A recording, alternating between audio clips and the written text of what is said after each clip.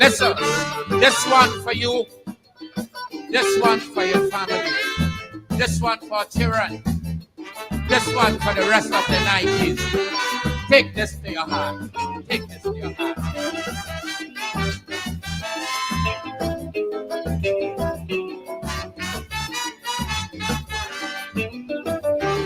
We seem to feel that life is over just because we throw a few pennies down the gutter.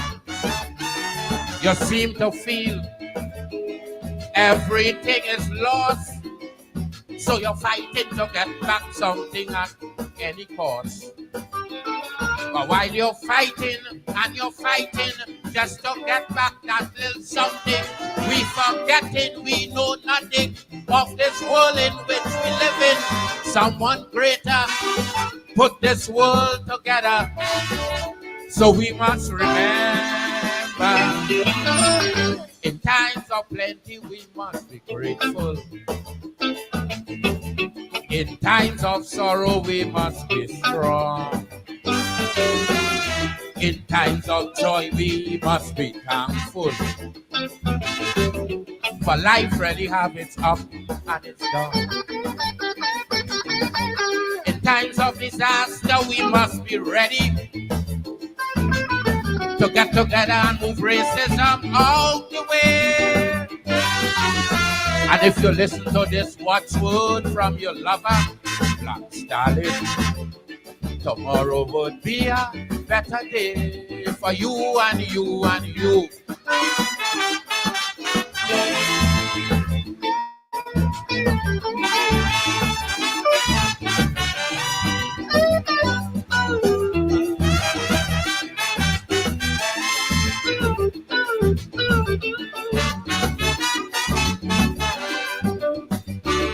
We meet a world today with 4 seasons. Who is we to try and find out what's the reason? And what goes wrong so must come back wrong so.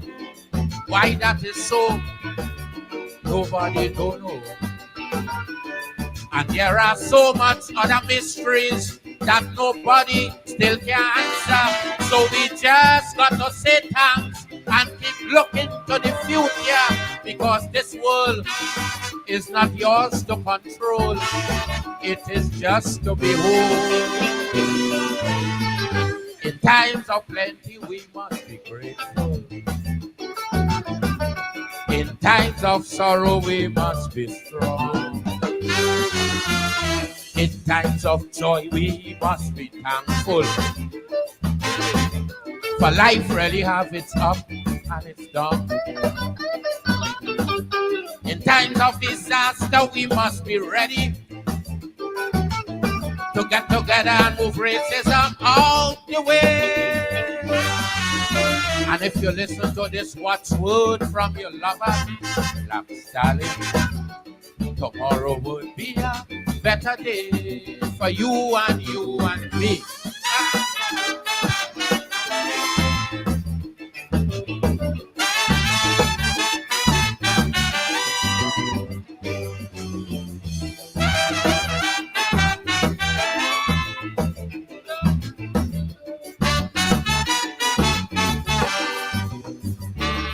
As we go through this life we live in, we must know by now that this world owes us nothing. So live your life and just enjoy it. And let we try to leave this world better than we find it. Because the maker of this world with nobody have no contract, no paper that could tell you yesterday is going to come back. Look ahead, for tomorrow you're dead. After all is said, in times of plenty we must be grateful. In times of sorrow we must be strong. In times of joy we must be thankful. For life really have its up and its down. In times of disaster, we must be ready to get together and move racism out the way. And if you listen to this watchword from your lover, black darling, tomorrow would be a better day for you and you and you.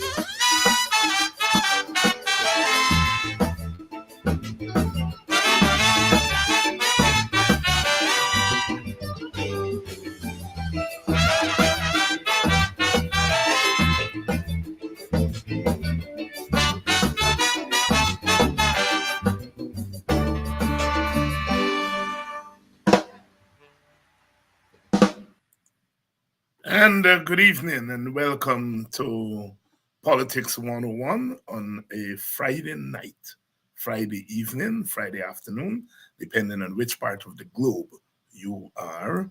In time, the Black Stallion, Dr. Leroy Callis, in times, the Calypsonian saying it as it is. Good evening to all of you, whether you're joining us from in Guyana. There is the CPL Crave there tonight, and we look forward to better results tonight from the Amazon Warriors.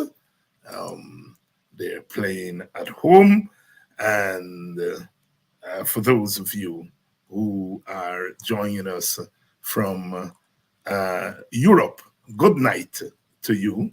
Good night to you.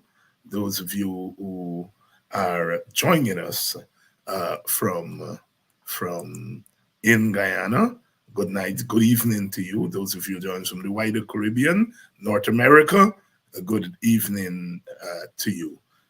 As usual, quite a busy week in our politics. Dr. Vincent Adams is here, and I think Kidackie Amsterdam promises to drop by at some point. The Melly Mel issue is still very much part of the news cycle. We will get to that tonight, but there are other issues that we want to engage. Of course, we are still having to question the government on its stewardship of the economy. We are in the midst of blackout, and you all remember they used to blame the birds for blackout, and now we're contractors are being blamed for the blackout, among other things. But we shall see. We shall see. We are ready to roll. Let's bring in Dr. Adams. Dr. Adams, good evening. Good evening, Dr. Hines, and good evening to all of our wonderful listeners. For those who decided to stay and participate with us, foregoing the lovely cricket that in Guyana this evening. Yes. And some of our people have their eyes on both cricket and politics 101. We have to live with that. But we live in that age where you multitask, no? That's true. And it seems as though our government is the only government can multitask. So, well, I am not. I think you're giving them too much credit. I'm not sure if they can even single task. You're giving them, I think you give them an extra point there. So, Doc, blackout again this week, and now they say it's contractors. Talk to me. Well, the incompetence of this government and the propagandistic nature of them is just, it's unbearable. The population, they've warned the population out now, because if people even stop crying about it. You remember, it's been years now, Dr. Hines, and every time the song and dance used to be by a certain time, this will happen. Remember, last year, December was going to be the end of blackouts. You remember that date? The end of December of 2023 was going to be the end of blackout. That didn't work. They went out there and they got this ship. They spent a whole bunch of millions of dollars on this ship. Nothing has changed. So when the ship is here now and it's not functioning, you hear now it's the boards on the wire, which is the stupidest thing that I've ever heard. Then when that couldn't catch on, they said, well, it's the development. It's because of all of these hotels and everybody now are so wealthy they can buy refrigerators and washing machines and all kinds of foolishness. And we're building more homes for everybody. So now, even if that's the case, it shows their incompetence that they did not even plan for all of this stuff. Okay, so now the latest is, I mean, you just got to sit back and unfortunately, it's not a joke; it's a serious matter. But you can't help laughing. So the latest thing now that you hear not the minister, but Nandalal, I think it's his brother who runs GPL, came out with here yesterday or the day before or whenever. Well, because of some blackouts, I guess they've got throughout. Well, it's because of some pile driving they're doing on the East Coast at Hope or someplace. I mean, and he didn't say that this week. He said we think there is, without even going and doing fundamental engineering analysis to check it. He does say, well, we think it might be pile driving. But they're coming up with this kind of nonsense to try to fool the people of Guyana. And I'm hoping that even though they might not be I think people are tired, Dr. Hines. After a while, you tend to give up. But I hope that giving up only means that, you're keeping it at the back of your mind when time comes for you to hold them accountable at the next election. So that's all we've got to hope for. Yes. Well, of course, I mean, you had blackout at the airport. You had blackout. They say boards caused the blackout. You had the ship come. It seems as though all people are leaving all the rest of the world and coming to Guyana. Whether it's the boards, whether it's the airport, it seems as though God or Satan or somebody just choosing Guyana to come and to pray on our prayers in PREY on our electricity situation. It can't be all these factors. The government has to take responsibility at some point. We're joined by Kidackie Amsterdam. Kidackie, good evening. Good evening, Dr. Hines and viewers. Vince. Hey, good evening. Hey, how you doing, Kidackie? How you doing, man? How you doing? Good. It's like calling you full mouth. I'm a big man. I like how you do. That's right. Yes, we're discussing the blackout, Kidackie. This week we had another spate of blackout, and the government says that this time they think that is caused by some contractors causing some damage there in the country. What are you hearing? Last I heard they were talking about pole movements and so on, and movements of pole and construction on the road, expansion of road expansion.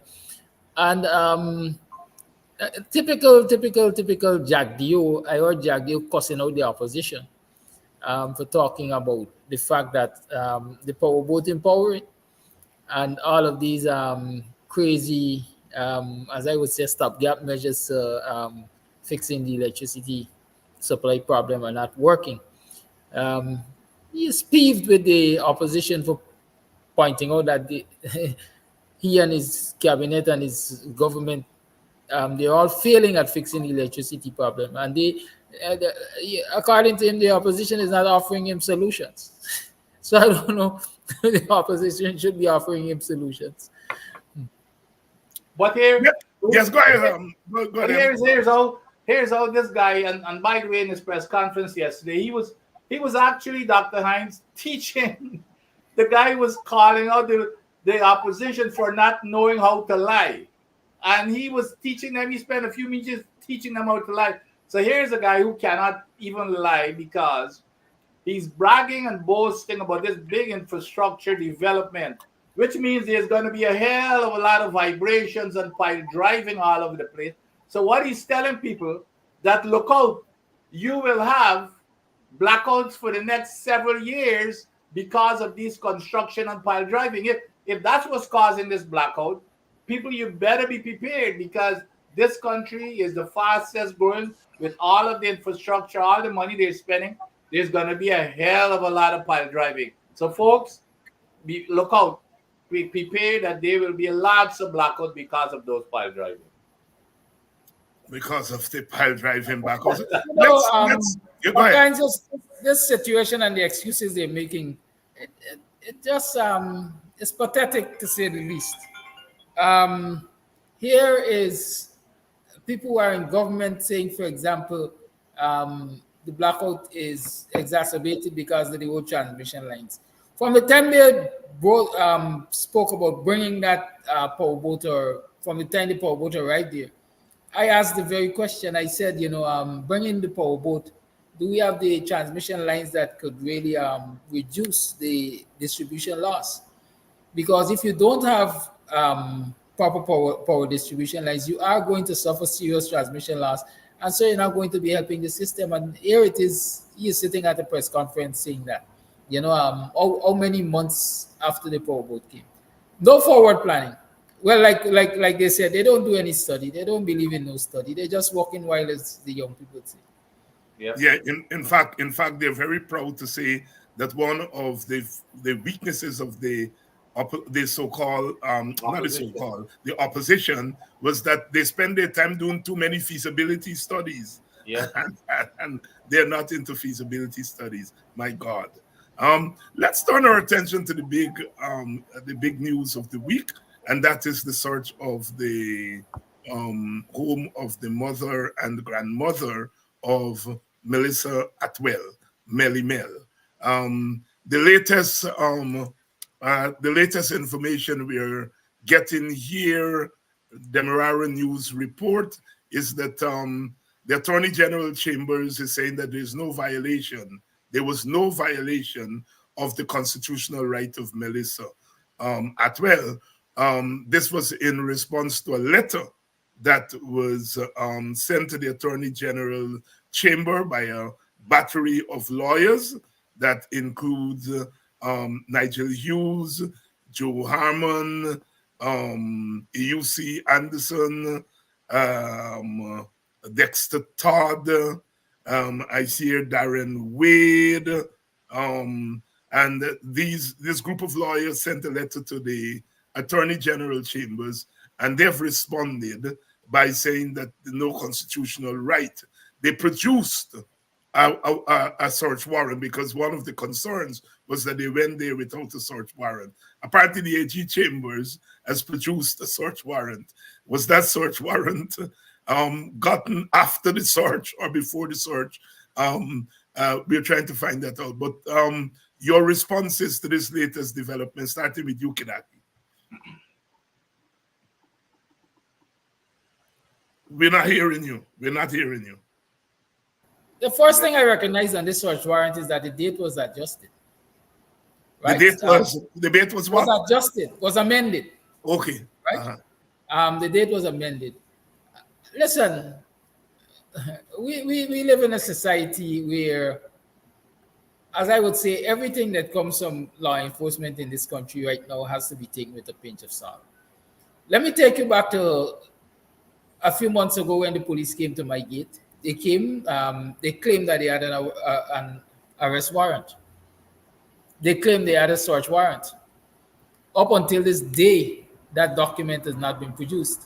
As a matter of fact, when we had a confrontation in the office of the headquarters of the CID, the officer in charge at the time, whatever his name, said to me, Mr. Amsterdam, you're not cooperating. And said, I will cooperate when they produce the search warrant and the arrest warrant. He turned to the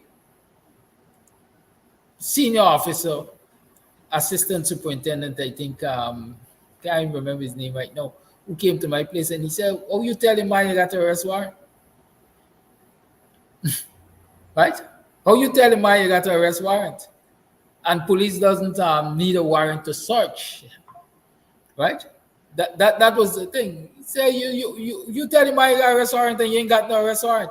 So I believe it's the same stunt the police pulled in this situation with Melly Mel's parents and mother and grandmother, and that the society has come down like a ton of bricks on them. And the battery of lawyers wrote to the Attorney General. I am almost sure that they're talking about maybe lawsuit and so on and so forth. They manufactured something. I think it is manufactured. I'm saying that I believe it is manufactured, right? Especially why was the date changed? You don't know when it was. How did you see the date change? There's a photograph out there. I think it might have come from Gordon Mosley's speech, right? Let me see. Yes, Gordon Mosley. As posted 1 hour ago, the warrant that the Attorney General's chamber said was obtained by the police to carry out its search of the home of Melly Mel. It was issued under the hand of Magistrate. I saw the name earlier. Well, as a Georgetown magistrate, it was issued at the Golden Grove Magistrates Court. Golden Grove? Yes, Golden Grove is bank, yeah? Grove, right. Yes, it reads to the Superintendent of Police for any police constable, whereas it appears upon that the oath of Mahendra Singh, Assistant Superintendent of Police of Providence Police Station, that there is reason to suspect that a female of African descent going by the name of Debbie of Lot 86 BB Eccles East Bank, Demerara, a 2-story concrete structure, is having in their possession house, outhouse, yard, or any other place motor vehicles which would afford the commission of an offense contrary to Section 51A I of the Narcotic Drugs and Psychotropic Substances Control Act, Chapter 10:10. And the said informant do pray that a warrant be issued to conduct a search on the possession, house, outhouse, yard, or any other place of said Debbie mentioned above of Lot 86 BB Eccles East Bank, Demerara, and to use force if necessary. Are concealed something at this is therefore there is no information where they I don't mention are concealed at this is therefore to authorize and require you to enter between the hours of there is no time and into the said premises and to search for the said things and to bring the same before me or some other magistrate. Dated this 17th, it had the 16th day of September 20. In fact, hear me, let's go. It had dated this 16th day of March 2022. Note, 16th day of March 2022. That is what is typed on the document originally. 16th of what? 16th of March 2022. That is what is typed on the document originally. And it was amended by hand to read the 17th of September 2024. Right? There's a name. I saw the name of the magistrate. I can't remember exactly where I saw it, but I saw it. I think it might have been a comment from Mark Benchcap. But I saw the name of the magistrate. I'm sure about that. So you're saying two things. You're saying one is that the date was amended, and yes. Secondly, when you read the substance there, you're saying basically this was a warrant that was like a blank check. I wouldn't say it was a blank check. Well, technically, it's a warrant that was issued 2 years ago and amended. Right. Mm-hmm. A warrant issued 2 years ago and amended. Amended 2 years later, if you ask me, because of the type date. What I meant by a blank check is that you read some things there that basically said, and you must use force, and you must this, and you must yes, and you can do this, and you can do that. It doesn't even stipulate the time. Right, exactly. That is what I meant by a blank check. Yeah. Yes. And that is why I'm saying these things you have to take with a pinch of salt. We don't know where it originated from, quite frankly. All right, let's bring in Dr. Adams here. Dr. Adams, your take on this recent development. They're producing Miss Debbie and her mother claimed that no warrant was produced. Now the AG chamber is saying that yes, a warrant was produced, and they produced a warrant which Kidackie is claiming seems to be a warrant that was issued 2 years ago. What are we seeing here? Well, of course, I don't think we expected anything else from any other response from the AG. We're dealing with a tyrannical government here, okay? And I am not a lawyer, so I'm not going to get into the legalese of all of this, because I think that's the rat hole they want you to go, where you've got these technical discussions. In plain language, the bottom line is we need to call it for what it is. This is tyranny. It's a precursor of things to come, especially with this cybercrime bill. Look at Kidackie's case. This is no different to Kidackie's case when they went and hold on. So I don't care about whether they had a warrant or not. The warrant was not warranted. That is the bottom line. That in order for you to issue a warrant in any democracy, you've got to have cause. If a cop stops reasonable cause. Reasonable cause. If a cop stops you on the driving, that cop better have a reason as to why he or she stopped you. So the same thing. Why did there was no cause? That's the first thing that they've got to come up with.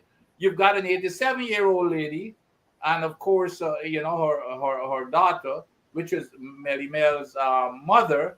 Now, and then you're going to say that this here was a known drug house, and then you go into the house to search, and you didn't search where you would think that it would be hidden under the sink in those cabinets. Apparently, based upon the reports, there was no search conducted in the kitchen and those cabinets where things could be hidden. And then when you're done with that, you don't search in the kitchen, but you can go search in the alley.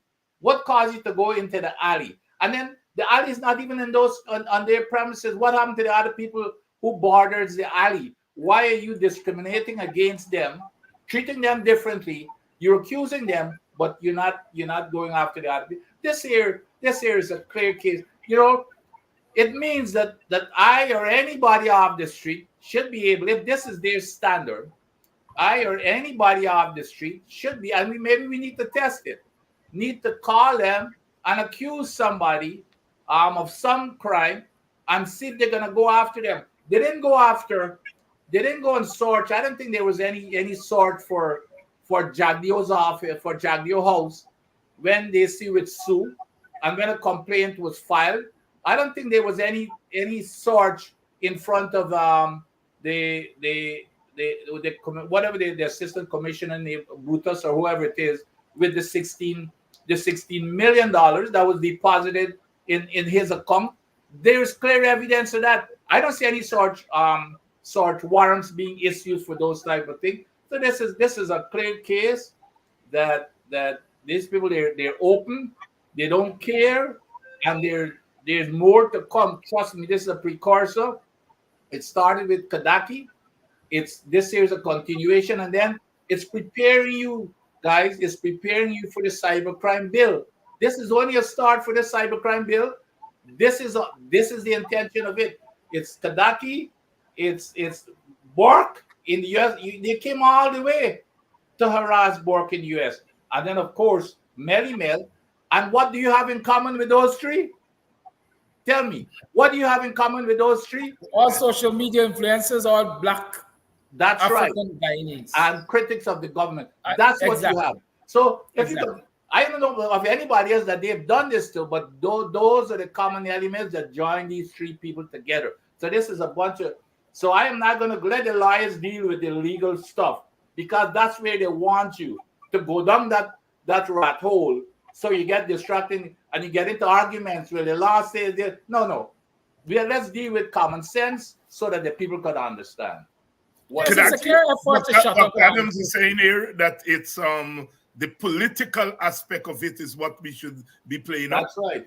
Yeah, I certainly agree. It is a clear case of the government using the agencies of the state to shut up its political opponents. No doubt. And the name of the magistrate is Wanda. I just saw it on Rickford Burke's page. right? Wanda Fortune, I think, is the name of the magistrate there that issued that document. Just for clarity. That is alleged to have issued that document. Because Well, we have yes. to show that the magistrate, because that is what Doc is warning us against, the legalese. And the legalese are important, but I want you to come in, Kidackie, on the political aspect of this. The police state. The fact that somebody just have to say, we think that in that house you get a bag of weed and the police is ready to go. We know of people who have died in Guyana. Calling the police, calling the police station. You can't get the police to leave the station to go and save people who are being killed, who are being harassed by bandits and so on. But here the police, somebody, according to the police, said these two big ladies, they sell weed and they get weed right now in the house there. And they got a warrant and go and search. That don't make sense to me, given what we know of Guyana. And Doc is saying that that is where we have to lock them off also. Kidackie, your take. Yeah, the fact is, it is political persecution. Again, and for me, I mean, we ought to focus on the political aspect, but I like to focus too on how the political misconduct affects the society in general. Just recently, we had a number of young men, I think about 4 of them, giving an interview to Travis Chase. The police issued wanted bulletins to them, and they were saying that they're being framed.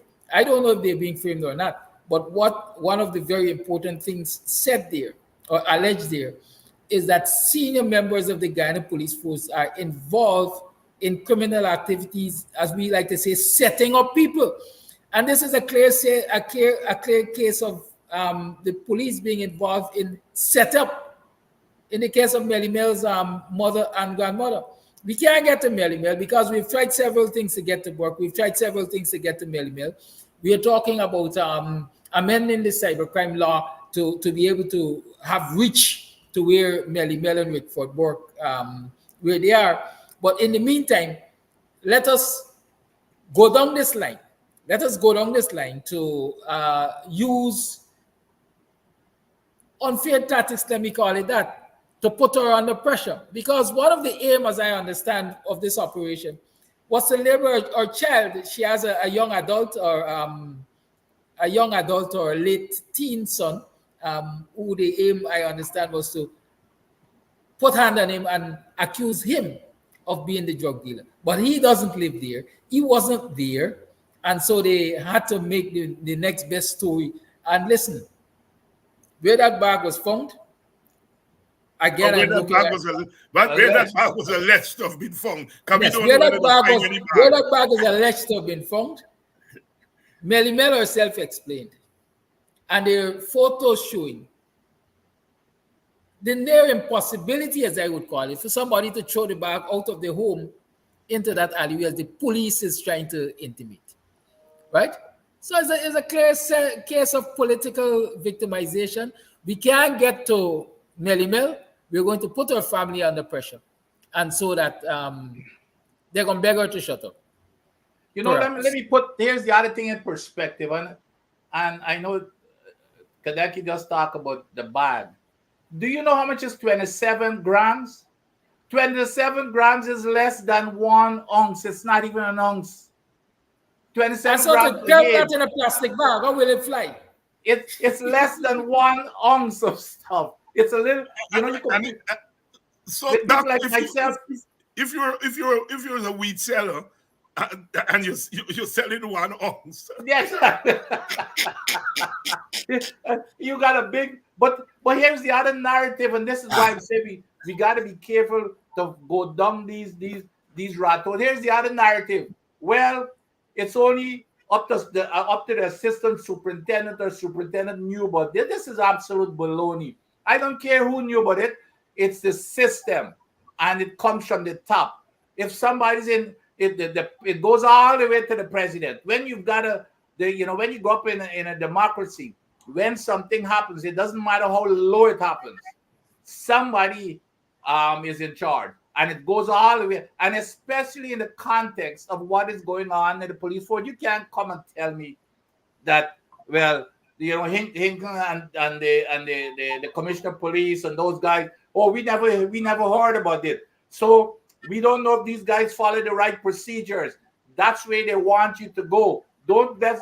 This area is about the government. The government is in charge of the police force, and unless they hold people accountable, it doesn't matter what they say. So we've got to keep our eyes on the prize here. And let me also add to the fact. Well, it's alleged that Mahendra Singh is one of the PPP's foot soldiers in the Ghana police force. As a matter of fact, the possibility is he's in the lineup there to replace or be one of the deputies whenever they get rid of Higgins. So again, it's my firm belief that he was just doing political. And he was in charge of the operation. Yes. Yes. Go ahead. Yeah. Go ahead. Yes, I'm finished here. Yeah. Kidackie, while we have you here, talk to us about this story that has emerged with a young man out of Tushen. Give us a background of what the story is, and then we'll get into the comments. Well, again, based on what I've followed on his page, here's a young African Guyanese man who has worked, according to him. He has accumulated his money and decided to invest in business so that he can take care of his family. He started with a fish shop. He has an Indian neighbor by the name of, allegedly Gayatri Singh, I think, who works out of the Legal Affairs Office, which, as far as I understand, the Legal Affairs Office should be the Attorney General's chamber. Am I right? Yes. Right. She works out of there. And he alleges that she has been hounding him down from the time he started the fish shop. She complained to every time they carried on every state agency that could have impacted him. She went to, and they, in terms, hounded him down. He had to shut down the fish shop. He then went and started a wash bay. And she's on his case again with all of these agencies to get him to shut down the wash bay. Now, during the week, Mr. Williams from Housing, some enforcement department of Housing, he alleges Mr. Williams called him and told him that he was going to go and break down his shed, etc., because it's a residential area and he should not be operating a business there. Evidence provided shows that there are several other business places, large business places, including supermarkets, also several other wash bays in the same area. But only this young African Guyanese man is being harassed through the complaints of this woman and the different agencies of state, the EPA, housing, maybe police, and all of them have been harassing him. Let me just take a pin here to say this. From the time I've been doing this program for the last 2 or 3 years, there's some residents on Sheriff Street that send me daily, weekly, monthly recordings of noise nuisance coming from a business, a night spot, a mobile fish shop. I can't remember the name exactly, but in the vicinity of Lens, I think, that wakes them out of their sleep every hour of the day. They've been calling the police, they've been complaining to EPA, and they've been complaining to everybody, but they can't get any justice. But here is this young man trying to eke out his living, right, on a property that he owns, right? And this harassment continues. The latest video I recognize is a confrontation, I would say, by an opposite neighbor who is also of Indian ancestry. They went across this property, and maybe as a result of the video that he posted about complaining about the other one, they confronted him, and my fear is that it could get nasty. It reeks of racism. It reeks of bias, and so many other things. Good? But it is the kind of warning for me. It is the kind of warning that Guyanese have to take stock of. Because with the behavior of this PPP government, it gives one set of people the impression that only they have a right to operate business, Only they have a right to live peacefully. Only they have a right to do whatever they wish.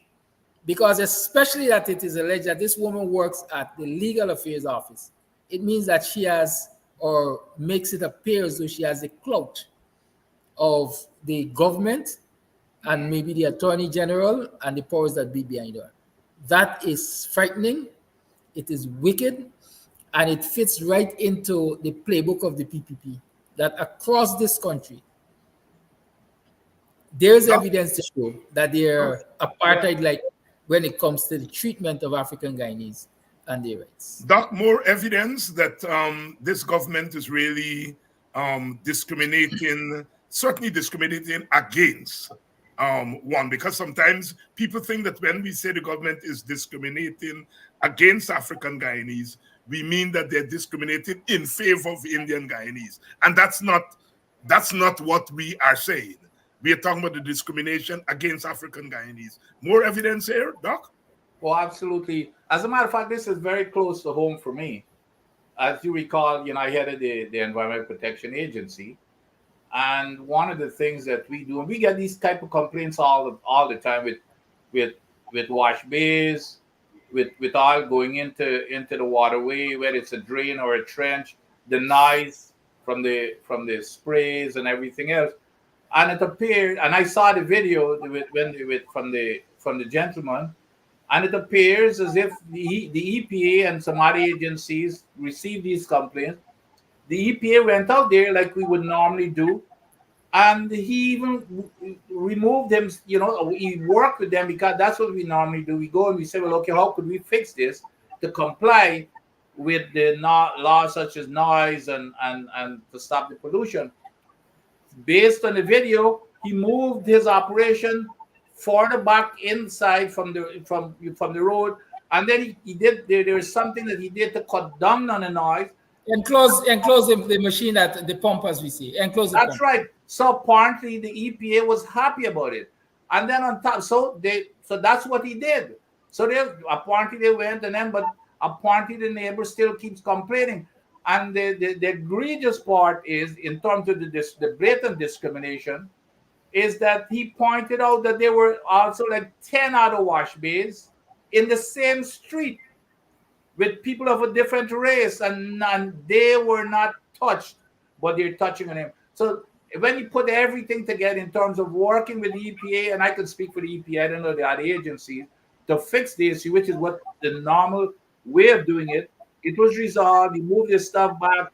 He got rid of the noise, but still you're coming to harass him because this lady who does not have the authority to stop anything, but because of course wherever she works and she's got connections to the party, and then they come and discriminate against it because there are others in the street. Now this is a clear case where he can take these people to court. I know it, because that was one thing that we would guard against, to make sure that you're not discriminating or treating people disparitably. And that's disparately. And that is exactly what is going on here. So I think he has a clear case here. I hope that one of our lawyers would take this up.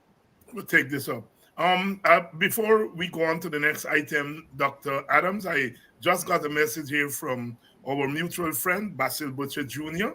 He said Amazon Warriors are 66-3 after 10 overs.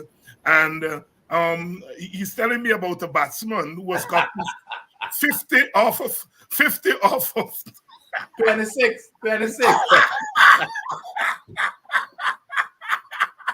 50 off. And look, my phone is ringing. Dawn, all day is ringing my phone. Yeah, 50 off of 26. Doc, I had to take that. I had to give you that. You took a little while to come in with that. No, I was waiting. I was waiting for the half century.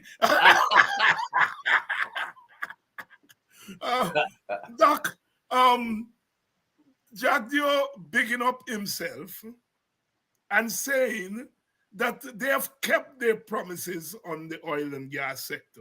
I know they've kept one promise, and that is to scam the Guyanese people. Yep. They promised that they were going to renegotiate the contract, never did. They promised this, never did. Talk to us about Jack Dio's blatant lie that they have kept their promise when it comes to the oil and gas sector. This man must have, and I say this all the time, this man, I would like to see what his degree is in from Russia. It has to be coming from some propaganda school or something, because that's all he does, and he's very good at it. Yes, you're right. He did say that they've kept all of their promises. You know what's so funny, Dr. Hines? So apparently, because you remember he was jumping, ranting and raving in Parliament that the government, which is the coalition government, sold out our patrimony, and as soon as they get into office, they're going to renegotiate the contract. Every day you heard it from him. When after the election, the president himself said yes, they will renegotiate. And now these people are trying to tell you that you didn't see what you saw. Okay, so when he was confronted, and they've been confronted almost every night on television, Glenn Lal and everybody else. So for the past several weeks, what he said about 3 weeks ago, when they were bringing this thing up, he said, y'all need to pay attention. He abusing the journalists as usual. I said 3 weeks before the election in 2020 that we will not renegotiate this contract. So the smart reporter now, even though you always try to berate them and call them stupid, the smart, so well, okay, we have looked for it, but we hadn't found it. Could you share it with us? So he promised them to share the video with them. So they keep asking him for it. So when they ask him for it today, like of course he got mad, and he said, "Well, I am not going to do your work. I don't work for you. You need to go find it." The reporter said, "But sir, I have been looking for it. Where's the video?" He said, "Well, I'm going to share it with you when I get it," which means there's nothing to share, because he never said that. He never said that they will not renegotiate the contract. They've always been saying that they will negotiate the contract. He said that they've been, and of course, I can spend the rest of the night talking about things that they're totally reversed. As a matter of fact, he brought up my name and said that I was the party hack at the EPA, and I wrote the worst permit ever. We seem to. Yes, I lost. Yeah. Yes, you're back now. He still bring up. Yeah, he attacked me too in the thing. He said, "Well, I was the party hack, and I wrote the worst permit." How many times, Dr. Hines, do I have to tell this man? And that's what I'm saying. This guy is a liar and a propagandist. How many times does he have to be corrected that it was his own man, Mr. Parshram, who wrote that permit that he keeps talking about, and I was the one who fixed it in the new permit that had the parent company guarantee to cover an oil spill that was not there before. However, maybe he does believe, and by his actions does believe, it's the worst thing to happen, that a parent company guarantee and conditions could be in the permit, which is what I put in there, which wasn't there before. Maybe he does really believe that my permit that I wrote to make sure that the people are protected if there's an oil. Maybe he does believe that it's the worst permit. So I have got to now believe that I believe that he's lying, but maybe that's his based on his action, because remember that they're the ones who appeal that permit, Dr. Hine. He said that they have strengthened the PSA. Here's another part that he went after the reporter for, and like I said, I could go on all night with the example, but here's another key part. He said, "Well, we've improved the PSA, the production sharing agreement." But that was not the question. She kept saying, "I didn't ask you about the." He kept trying to deviate and say, "Well, okay, we've written a new PSA for the future projects," and the young lady keeps saying, "I didn't ask you about the future project.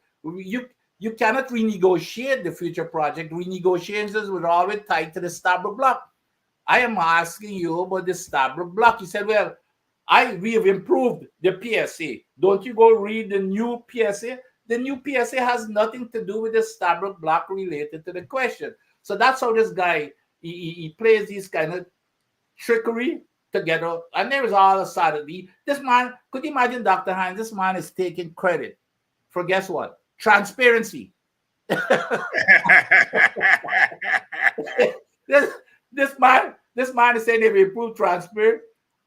Then he said they've monitoring, and then he comes to flaring of all things. Also, they've improved flaring, the no flaring part.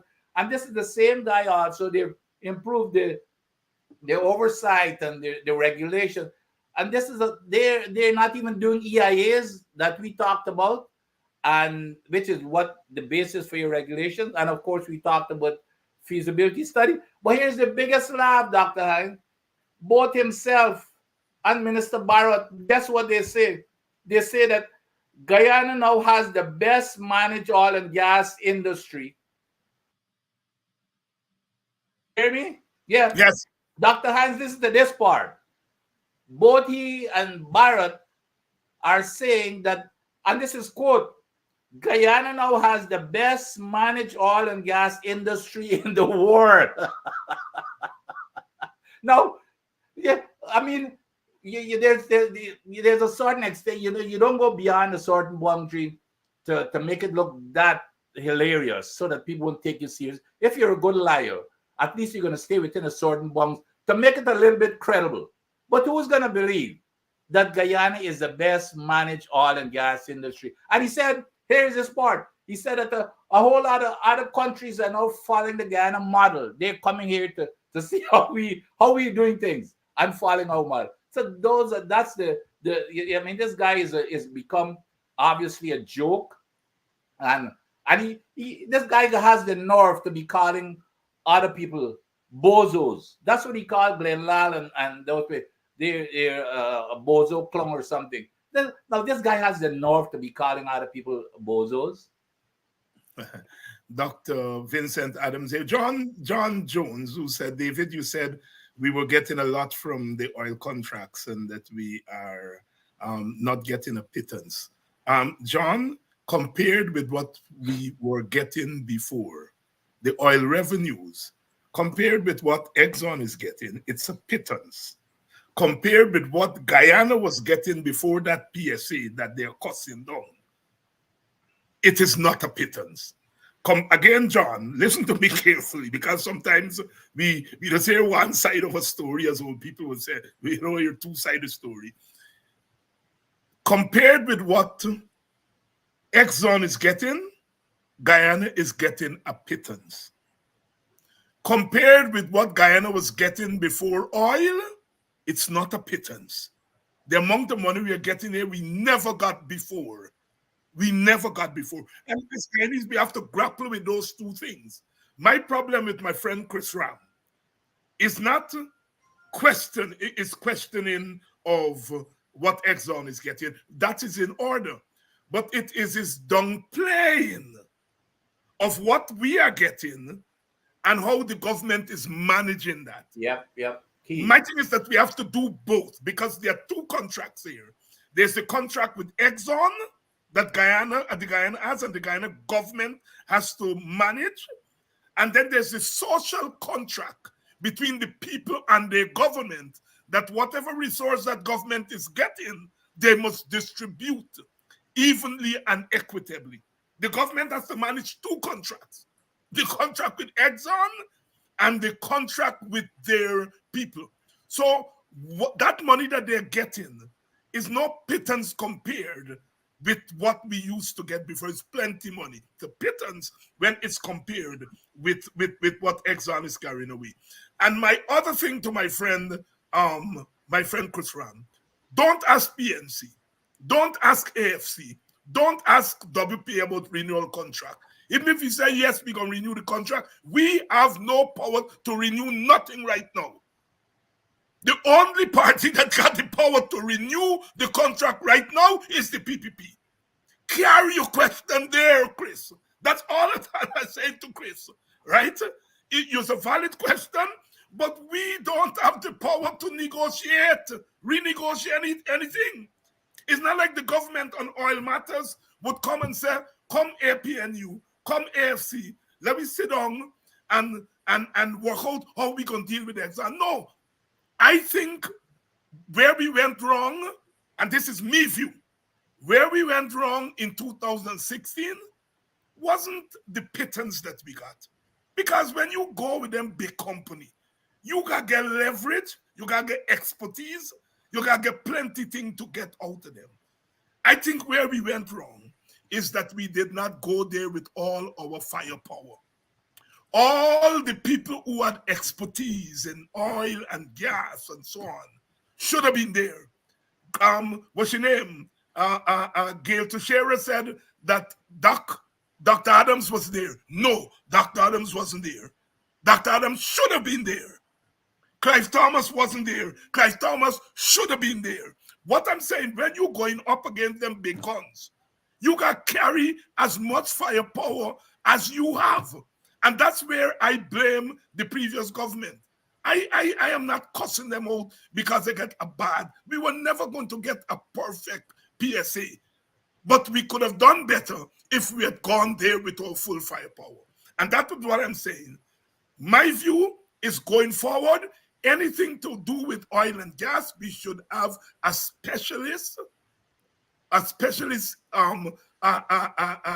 committee that deals with oil and gas, include members of the PPP, the PNC, the ASC, the APNU, civil society, people who are expert. You bring them together into an expert committee, and anything to deal with gas, they advise the government. So I'm talking about an oil and gas advisory committee. I think when Exxon see that we are coming to them as a united nation, they're more likely to give up a little bit more. But so my thing with Chris, we don't have the power. Hammer the PPP because they have the power.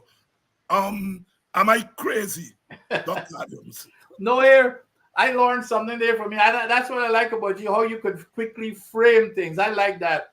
That's going to be my narrative from now on. There are two contracts. One, a social contract with the people as to how you manage that money, and that was excellent on your part. And of course, the other contract. You're absolutely correct, and I'm glad how you explain it, because that's a main distinction. It's the that the contract, of course, has the issues, and then of course the management. And to the person who's asking the question, just to back up what you said here, remember before oil, our national budget was around $1 billion, between $1 billion, 1 point something billion. Suddenly our budget is now $5 billion US, that is. So we've tripled to show, the difference in terms of the money that is coming into the government. Obviously it should have been like that. And we all know, again, you explained what happened. That time we were so giddy about discovering oil. And here you got this big, powerful Exxon. They came in, they intimidated. We did not have anybody to push back or ask any kind of question. And they just ramrodded themselves through. We signed the contract because, of course, here, who would not want to hear that, oh God, Guyana has now become a big, powerful country because of, but they did not get export. But here's the other thing, Dr. Hines, and I'm just going to give you a hint that you must be a seafar man here now in terms of what is coming down the line.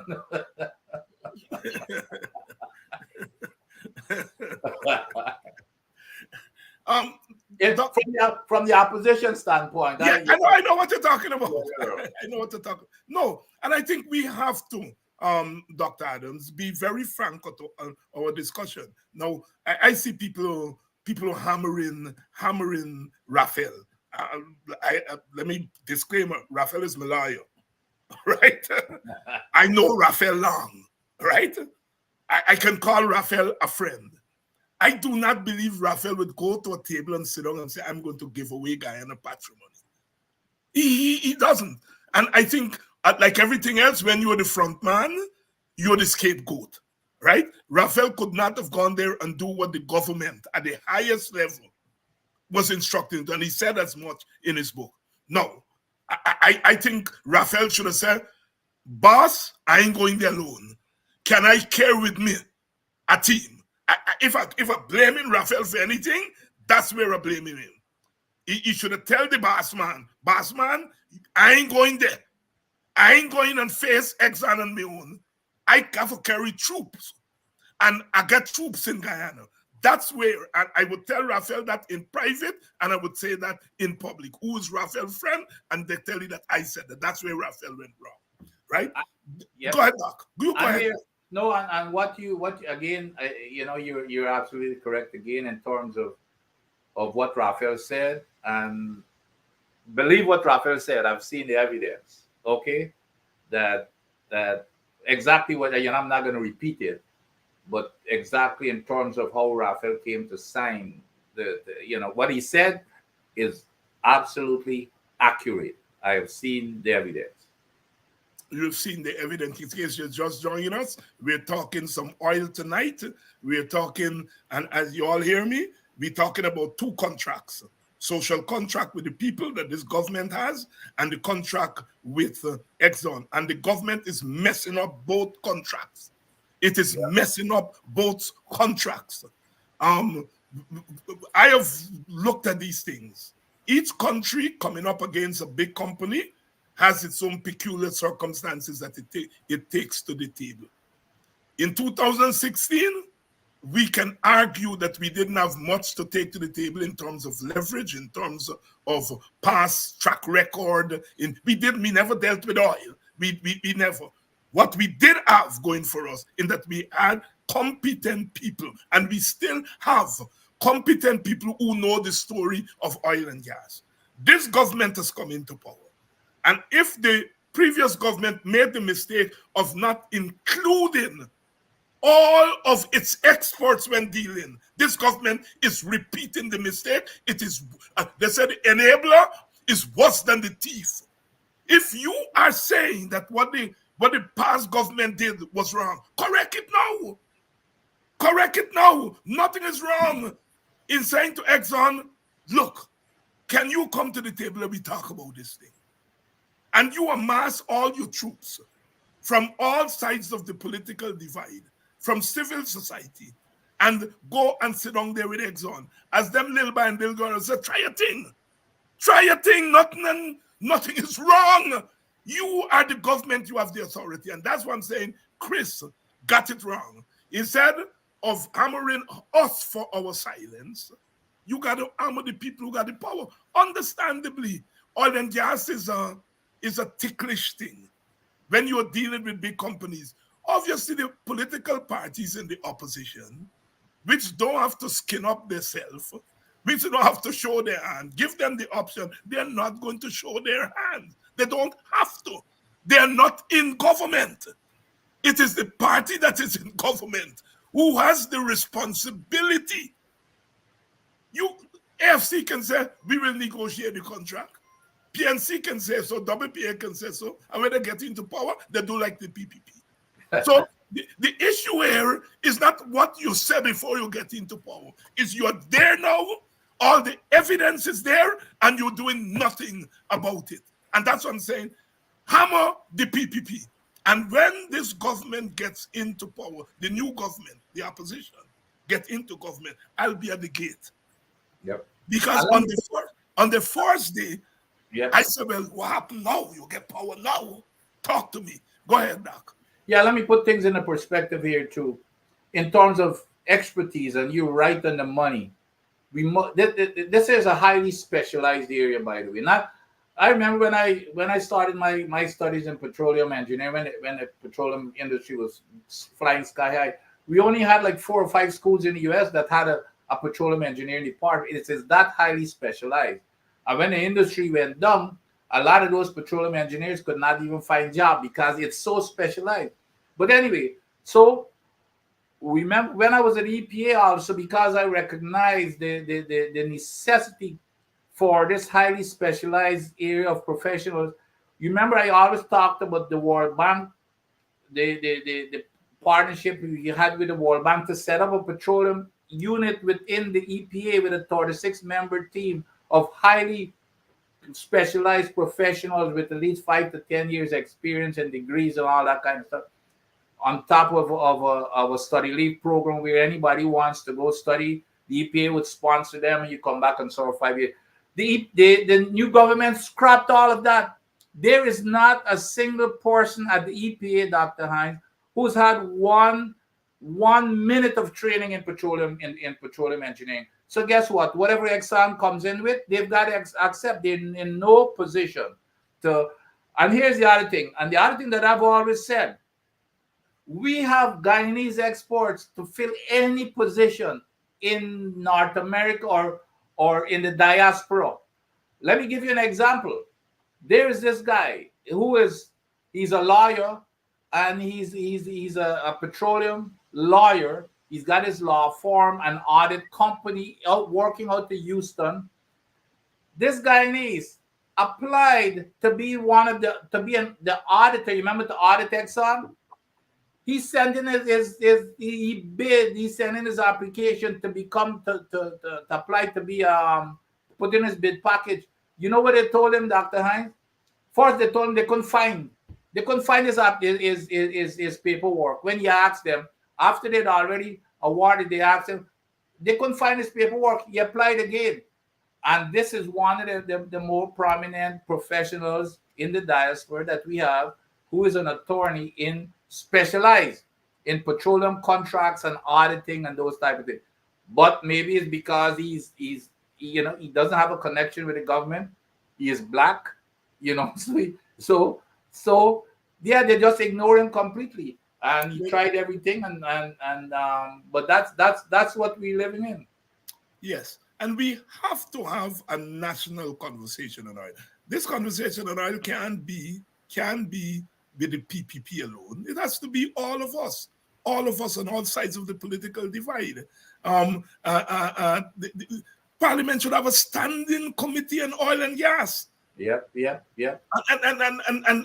if they say, well, the standing committee fight in the face of law, we should at least have a select committee on oil and gas that includes parliamentarians on both sides. And so you have oversight of oil and gas from the Parliament itself.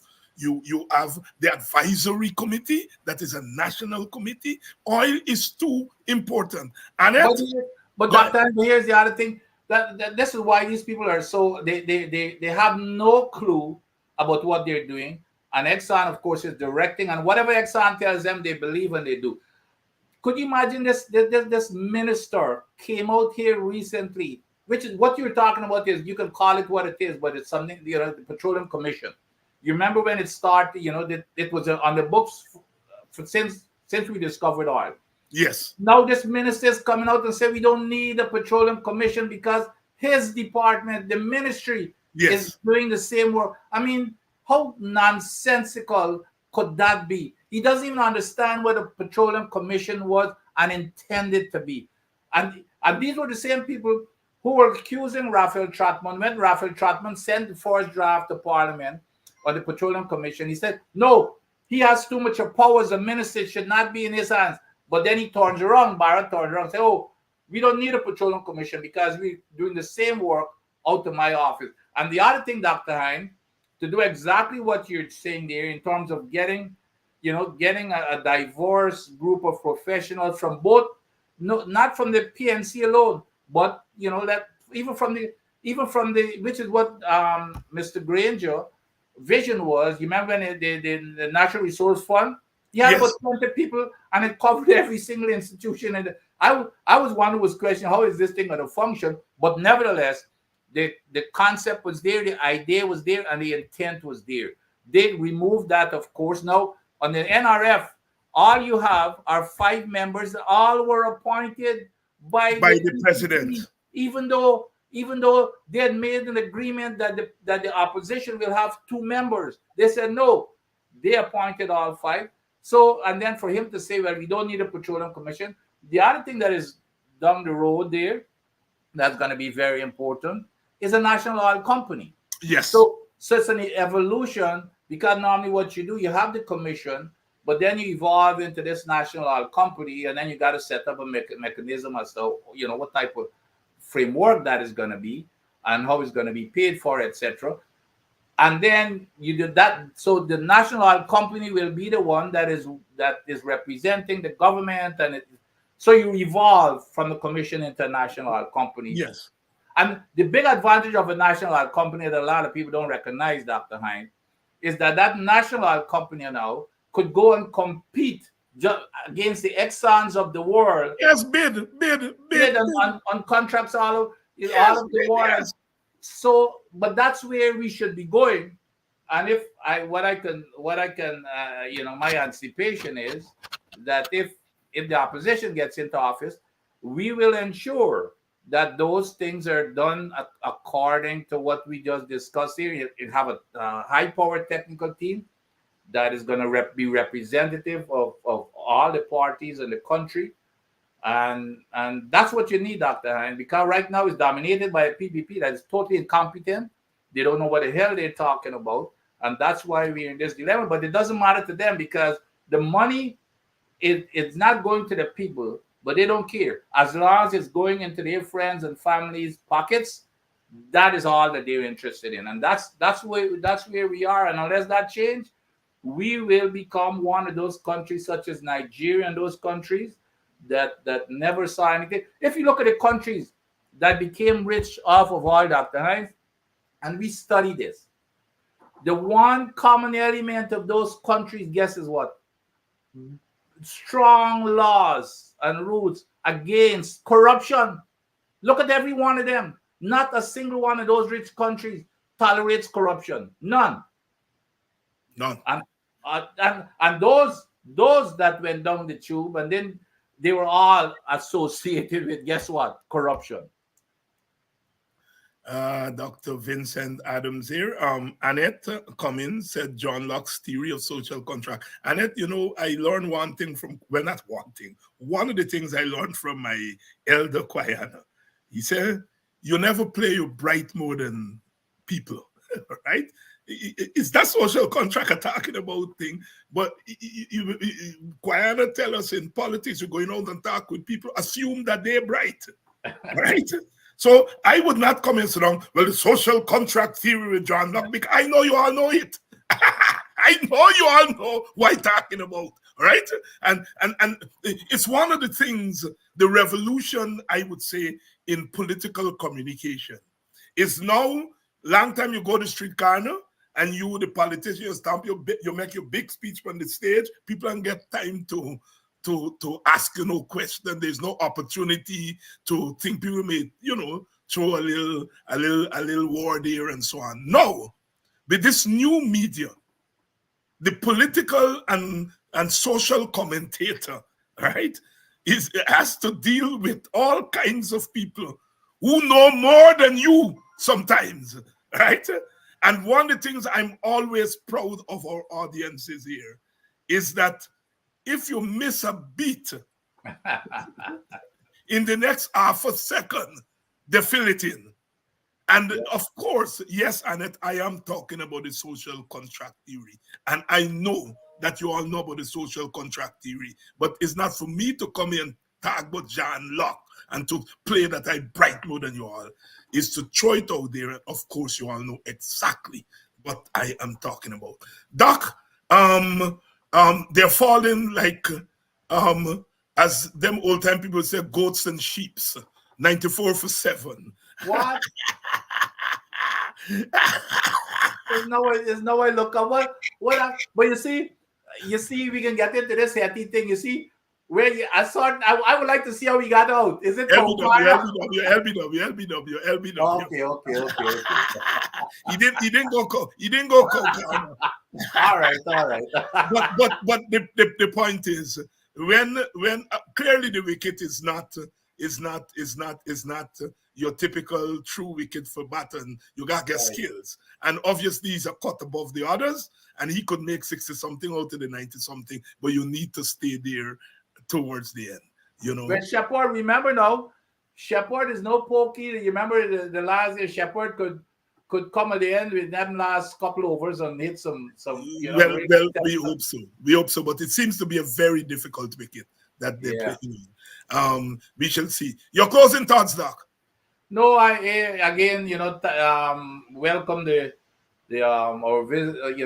our listeners tonight. But I wanna mention another thing that I talked about last week, because the man just done the head this done the head of a vice president came back again with the same foolishness about comparing. He says he's bringing back this thing. Well, when the opposition gave the teachers 10% raise in 2019, 2016, it was 10% because the bill at that time, the wage bill was 14 billion. So it's only 1.4 billion.